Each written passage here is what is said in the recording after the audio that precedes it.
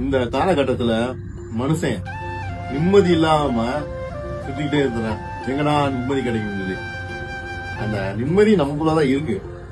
ஆனா அத நம்ம ஃபீல் பண்ண வைக்கிறதுக்கு தான் கடவுள் நம்மளுக்கு கஷ்டம் கொடுக்குறான். அது எப்படி நம்ம நிம்மதி எப்படிதான் இருக்குன்ற கடவுளுக்கு கஷ்டம் கொடுக்குறேன்னா, இப்ப ஒரு எக்ஸாம்பிள் சொல்றேன். இப்ப நம்ம கையில ஒரு பணம் பேக் இருக்குன்னு வச்சுக்குவோம். அது நம்ம கையில வச்சுக்கிட்டு நிம்மதி இல்லைன்னு அலைஞ்சுக்கிட்டே இருக்கும். திடீர்னு அந்த பேக் எல்லாரும் அடிச்சுட்டு ஓடிடுவான். ஓடினதுக்கு அப்புறம் அவன் தேடி கம்ப்ளைண்ட் பண்ணி ஸ்டேஷன் மூலம் அலைஞ்சு காசுலாம் செலவு பண்ணி அதுக்கப்புறம் அந்த பணப்பை கையில கிடைச்சதுக்கு அப்புறம் அப்பாடா பொதாடா நிம்மதினு சொல்லுவான்.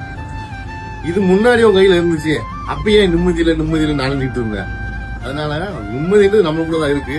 அதை ஃபீல் பண்ணிட்டா ஓகே. அதை ஃபீல் பண்ணாம இறைவனை நீ சொல்லிட்டே இருந்தா இறைவன் கஷ்டம் கொடுத்து அதுக்கப்புறம் அதை சரி பண்ணி அந்த நிம்மதி உங்களுக்குதான் இருக்கலாம்னு சொல்லி உணர்வு வைப்பான்.